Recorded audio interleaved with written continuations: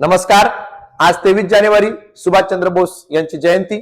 त्यानिमित्तानं आज आपण सुभाषचंद्र बोस यांचं स्वातंत्र्य लढ्यातील योगदान, त्याचप्रमाणे परीक्षेमध्ये त्यांच्या जीवनावर येऊ शकणारे प्रश्न याचा आढावा घेणार आहोत.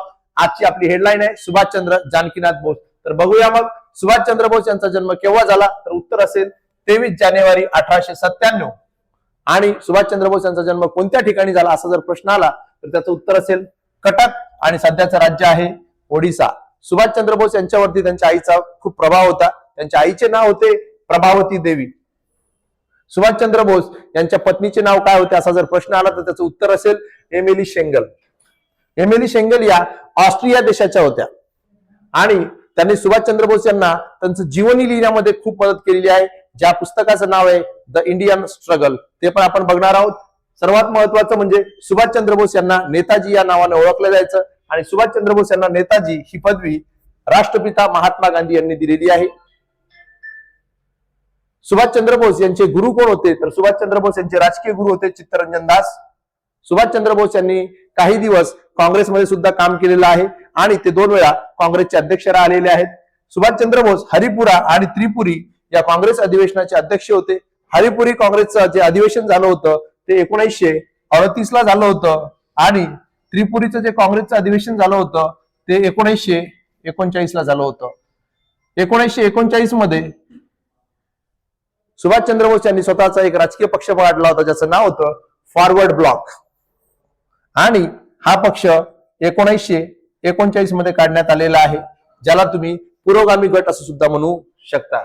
सुभाषचंद्र बोस ज्यावेळेस नजर कैदेमध्ये होते त्यावेळेस त्यांनी भारतातून ते विदेशामध्ये निघून गेले आणि त्यावेळेस त्यांनी जर्मनी येथे एक आकाशवाणी केंद्र काढलं ज्याचं नाव होतं आझाद हिंद रेडिओ, आणि हे त्यांनी जर्मनी या देशातून कार्यान्वित केलेलं होतं.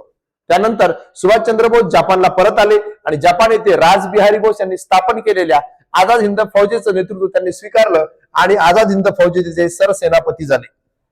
त्यानंतर सुभाषचंद्र बोस यांनी आपलं आझाद हिंद सरकार स्थापन केलं, ज्या आझाद हिंद सरकारला आंतरराष्ट्रीय स्तरावरती मान्यता मिळालेली होती, आणि त्यांनी आपलं आझाद हिंद सरकार हे कॅथे हॉल सिंगापूर येथे स्थापन केलेलं होतं आणि ते वर्ष होतं 1943 आणि तारीख होती 21 ऑक्टोबर. सुभाषचंद्र बोस यांनी आपल्या आझाद हिंद फौजेला एक नारा दिला होता, जो नारा होता चलो दिल्ली. आणि चलो दिल्ली हा नारा 1857च्या उठावामध्ये सुद्धा क्रांतिकारकांनी दिलेला होता आणि तोच नारा नेताजी सुभाषचंद्र बोस यांनी आपल्या आझाद हिंद फौजेला सुद्धा दुसऱ्या महायुद्धाच्या वेळी दिलेला होता. आता आझाद हिंद फौज जी होती हिचं जे समरगीत होतं, युद्धासाठीचं समरगीत होतं, ते होतं कदम कदम बढ़ाए जा, खुशी के गीत गाए जा, ये जिंदगी है कौम की तू कौम पर लुटाए जा. त्याचप्रमाणे आझाद हिंद सरकारचं राष्ट्रगीत होतं सब सुख चैन की बरखा बरसे, भारत भाग्य है जागा. सुभाषचंद्र बोस यांनी आझाद हिंद फौजेचं कार्य करत असताना लोकांना आव्हान केलं होतं की तुम मुझे खून दो मैं तुम्हें आजादी दूंगा, आणि परीक्षेमध्ये विचारलं जातं की तुम मुझे खून दो मैं तुम्हें आजादी दूंगा ही घोषणा कोणी दिली होती, आणि याचं उत्तर असतं नेताजी सुभाषचंद्र बोस. सुभाषचंद्र बोस यांनी आपल्या आझाद हिंद फौजे अंतर्गत एका महिला पथकाची स्थापना केली होती ज्याचं नाव होतं झाशीची राणी पथक, आणि या पथकाच्या प्रमुख होत्या कॅप्टन लक्ष्मी सेहगल. तुम्हाला अगोदर सांगितलं मी की सुभाषचंद्र बोस यांनी त्यांची जीवनी लिहिली, जी लिहिण्यामध्ये त्यांना एमिली शेंगल यांनी मदत केली, आणि ती जीवनी होती द इंडियन स्ट्रगल. हे त्यांचं आत्मचरित्र आहे.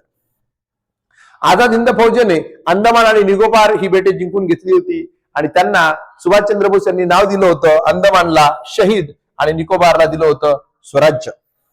अशा या महान क्रांतिकारकाचा मृत्यू 18 ऑगस्ट 1945 ला झाला आणि नंतर 1992 मध्ये भारत सरकारने त्यांना मरणोत्तर भारतरत्न पुरस्कार जाहीर केला होता, परंतु त्यांच्या नातेवाईकांनी तो स्वीकारला नाही. परीक्षेमध्ये असा प्रश्न येऊ शकतो की खालीलपैकी कोणत्या देशभक्त नेत्याला 1992 मध्ये भारतरत्न पुरस्कार देण्यात आला होता परंतु तो त्यांच्या कुटुंबियांनी स्वीकारला नाही, तर उत्तर असेल नेताजी सुभाषचंद्र बोस.